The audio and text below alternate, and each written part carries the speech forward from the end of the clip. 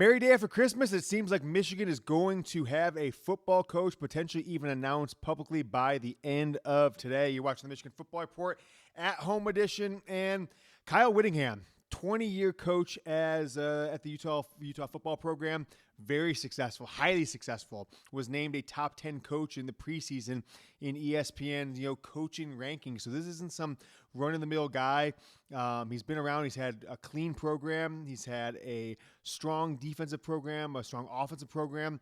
Has won at some of the highest levels in college football, has won a couple Pac-12 championships. This decade is going to be the next Michigan football head coach, unless something drastically changes in the next few hours. So get down in the comments. Let me know what you guys think.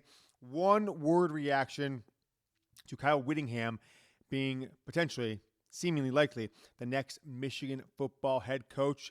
I'm going to go with, all right, I can deal with it. It's certainly not a coach that I think half the fan base is going to instantly hate, like which would have been the case with Jeff Brom or maybe even Todd Monken if that would have happened.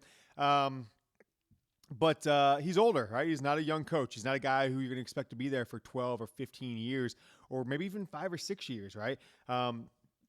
He left Utah. He named a coach of waiting a couple years ago, left Utah after this season. Is still technically the head coach there as they play on New Year's Eve, right?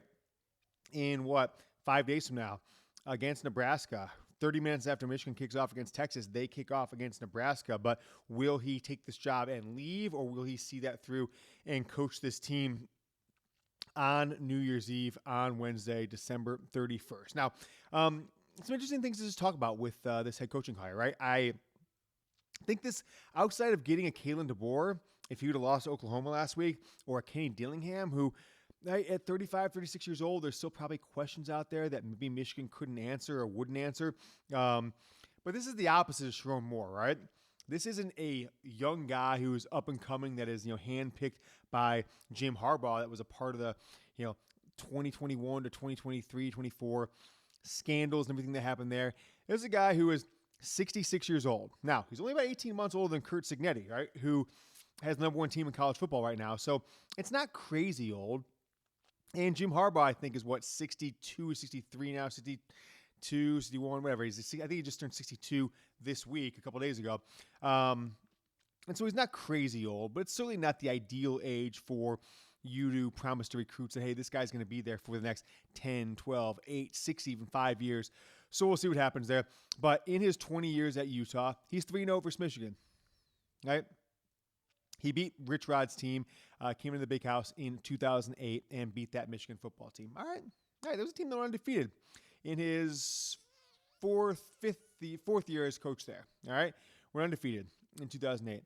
2014, he came in and won the Big House again in this monsoon game in Brady Hoke's final year. So he beat Rich Rod, beat Brady Hoke. And then who he beat in 2015 on a Thursday night? The opening game of the season, the opening game as Michigan football head coach was Jim Harbaugh. And Harbaugh's first game, it was on Fox Sports, maybe even FS1. You guys remember it was the crazy Colin Cowherd first appearance on Fox Sports game in the pregame show. 3-0 versus Michigan as Utah's head coach. But by the way, which is more wins in 3 appearances, more wins versus Michigan than Ohio State coach Ryan Day has currently, in which I believe is his 7th season as Ohio State football coach. So more wins. And frankly, up until a month ago, had 3 times as many wins against Michigan that Ryan Day has had as Ohio State football coach. If you guys are enjoying the Michigan Football Report today and in the last 5-6 years that we've been on YouTube, make sure you subscribe. We passed 37,000 subscribers recently. Cheers to you. Is this Starbucks coffee? I don't know. Could be booze. We'll see. It is around 11:40 a.m. Central Time, 12:40 if you are on the East Coast. Let's talk about some of his accomplishments. If he is indeed the coach, and maybe some questions that we want to talk about as Michigan football fans as you go into, frankly, a completely new era for this program. Completely outside the program. Frankly, in some ways, does have some remnants of the Rich Rod hire in 2007 going into the 2008 season, although not similar in the type of person or type of guy or type of offense or anything like that. It's completely outside of the Michigan family for only the second time since 1969 when Bo Schembechler was hired, right? He was the coach at Miami University, prior an assistant at Ohio State. And he came in and became the Michigan coach and really formed the Michigan man identity. You go from Bo to his assistant, Gary Moeller, who then got fired for off-the-field things, much like Sharon Moore. Not the same thing, but, off-the-field indiscretions. To his assistant, Lloyd Carr. You go out to the program, Rich Rodriguez. Then you go back to an old Lloyd assistant in Brady Hoke, Jim Harbaugh, and then Jim Harbaugh's assistant, Sharon Moore. So this is fresh, no connections to Michigan, no ties to Michigan. And really, this is kind of an Urban Meyer guy, right? He was Urban's defensive coordinator in 2003 and 2004 at Utah.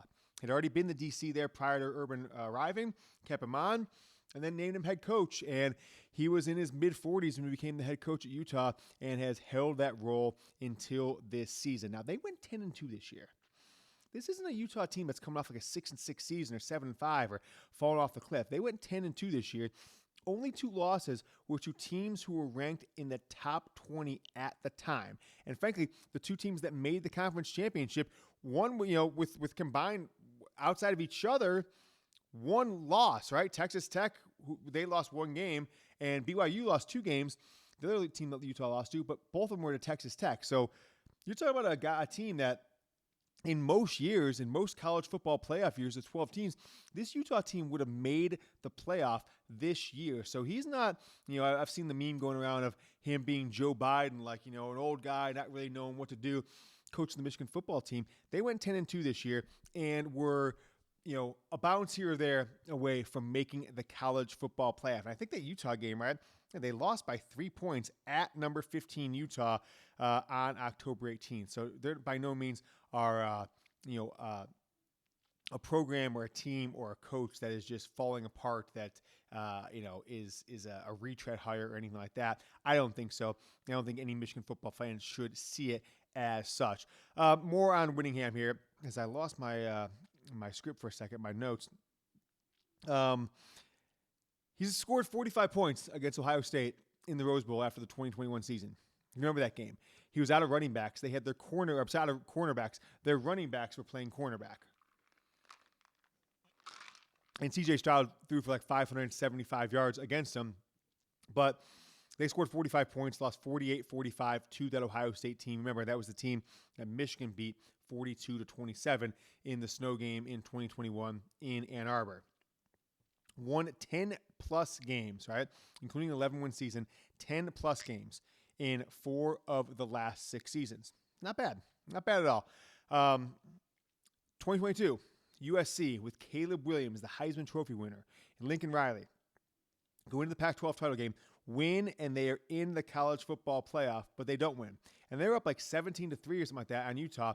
What does Utah do? Scores like 45 of the next 50 points in the game and win 45 to 24 to capture the Pac-12. More Power 5 or Power 4 conference championships this decade than Ryan Day does, the current national championship coach at Ohio State, right? They've got 1, and that was in 2020 when the Big Ten had to change the rules midseason to allow them to get into the conference championship game over Indiana that year. Kyle Whittingham, Utah, have 2 Pac-12 titles this decade, in 2021 and in 2022. I want you guys to grade the hire. Give me an A, B, C, D, or F, knowing everything we know, knowing where Michigan is at in the process. A, B, C, D, or F. Grade this hire, assuming it happens later today, of Kyle Whittingham as the next Michigan football head coach. I'm going to go B+. Let me know what you guys are thinking, A, B, C, D, or F. Some questions I want to ask. All right. Will he coach Nebraska on Wednesday? I don't think he should, but maybe he comes to Ann Arbor for 3 days, 2 days, goes to the game, right? And where's that game at? It is, let's take a look here. They are favored over Nebraska in the Las Vegas Bowl. So we're talking the Las Vegas Bowl. Not too far of a trip from Utah. Utah borders Nevada. So he could come to Ann Arbor on what? Sunday? Get announced as the Michigan football head coach. Stick around for a day and a half, meet his team on Tuesday night in Las Vegas, coach them on Wednesday, be back in Ann Arbor on Thursday and New Year's Day, and ready to attack the transfer portal head on, both getting players to come in, wide receivers, offensive linemen, defensive tackles, maybe a cornerback or two, while also holding on to this Michigan football roster that, frankly, if they bring everybody back on offense, including Savion Hyder, should be one of the top 5 or 10 offenses in college football next year, assuming that they've got the right offensive strategy with Kyle Whittingham. Who's going to be his offensive coordinator? Who's going to be his defensive coordinator? It's a good question. I don't know the answer. Will they keep Wink Martindale on to keep some form of continuity amongst the staff? Obviously, the offensive coordinator is going to be different, as Michigan's offensive coordinator has already moved on to be the new OC at Missouri. So we'll see how that shakes out. I think that's huge. I think Michigan needs to go after the top guys, make sure that they even have someone that potentially could be the next football coach, head coach at Michigan in 3, 4, or 5 years if Whittingham doesn't, coach into his mid-70s. Maybe the more important questions. Will Bryce Underwood stay? What does Bryce Underwood think about this? If he decides to transfer, will Michigan open up the checkbook and get one of the quarterbacks that are in the transfer portal that maybe could see them win 10 or 11 regular season games next year? Could even be an upgrade from Bryce Underwood. I don't know. Big time question. How about will he retain Tony Alford? When he was at Ohio State, came to Michigan, Ohio State fans laughed. Oh, ha, ha, ha. He's no good. You can have him. Ohio State didn't want him. Well, I think he's proven at Michigan that he is a hell of a running backs coach. He's a hell of a recruiter, and he landed the number 1 running back in maybe the last 5 years in Savion Hyder, who is scheduled to be enrolling at Michigan in a matter of days. Will he stay as Michigan's running backs coach? I think it is vital that he does. Of course, will Savion Hyder want to be a part of this Kyle Whittingham team? How about Tony Alford? How about Andrew Marsh? There is a lot of buzz out there for the past month that Andrew Marsh has been actively talking to people about transferring to a more pass-heavy offense. Didn't like the offense under Sherrone Moore and was looking to transfer even before Moore got fired 16 days ago. Will he remain now with Kyle Whittingham? And if he doesn't, what the hell does the wide receiver group at Michigan look like in 2026, even with Bryce Underwood?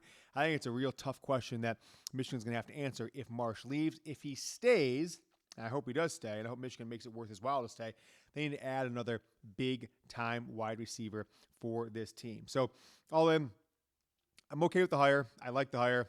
I think he's a good coach. I think he runs a clean program. I think he is a tough-minded coach. If Michigan would have hired him in 2015 instead of Jim Harbaugh or something like that, in 2011 instead of Brady Hoke, in 2024 instead of Sherrone Moore, I think everyone would have been excited and been ecstatic. So the only reason that they're not right now is because of his age of 66, only 18 months older than Curt Cignetti, might I add you, and the fact that he kind of got pushed out of Utah. They had a coach in waiting, and he decided to walk away and not be pushed out. And when he did, he said, hey, I'm a free agent. I'm in the transfer portal. I'm not done yet. And that was a signal to Michigan that he was maybe still interested in being a head coach at the highest levels. And now he is likely, maybe by the time you're watching this, the new head coach of the Michigan football program. So I like it. I'm good with it. I'm going to support him. I'm going to be excited about him. I'm going to do anything I can to make sure that he's successful. Anything I can do, which maybe is nothing. I'm not sure. But I do know this show and this audience has held a lot of influence in and around the program and elsewhere. And so we're going to do everything we can to make it a successful transition to him for 4, 5, 6 seasons. And then whoever becomes the head coach of Michigan after that.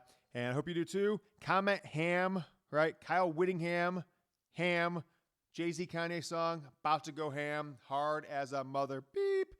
And that's why I hope Michigan plays under this new coach, Kyle Whittingham, hard as a mother. And we'll see if they do. Go Blue.